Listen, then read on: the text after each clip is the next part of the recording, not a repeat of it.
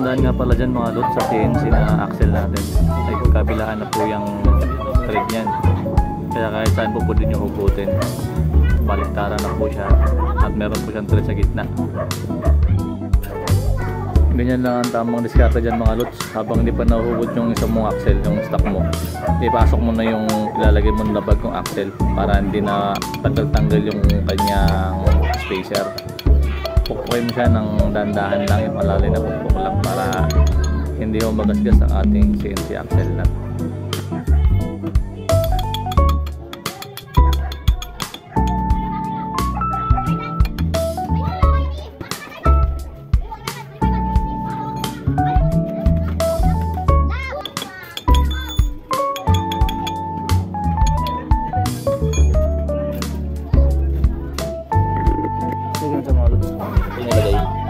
Ayan, yan ang alawat niya.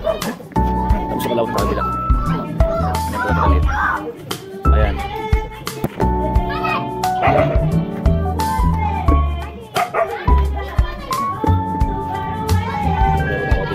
Oil. Sabi ko sa kanya CNC nut.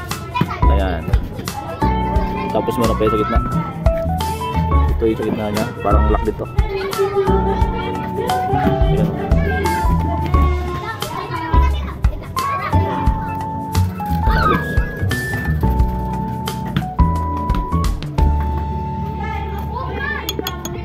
Wala naman.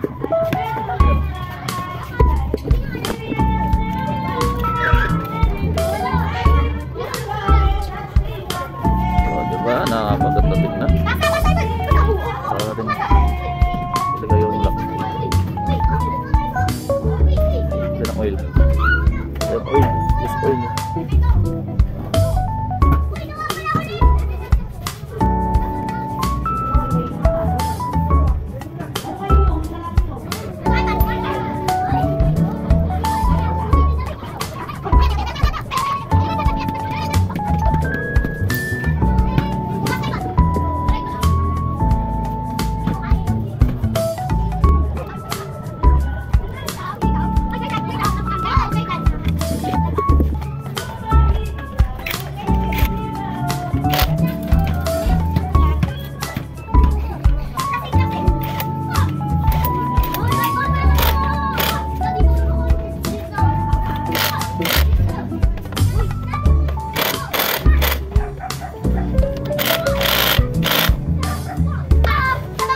Diba? Bumagay. Kailangan i-repeat. Kailangan i-repeat. Diba? Napakaangas.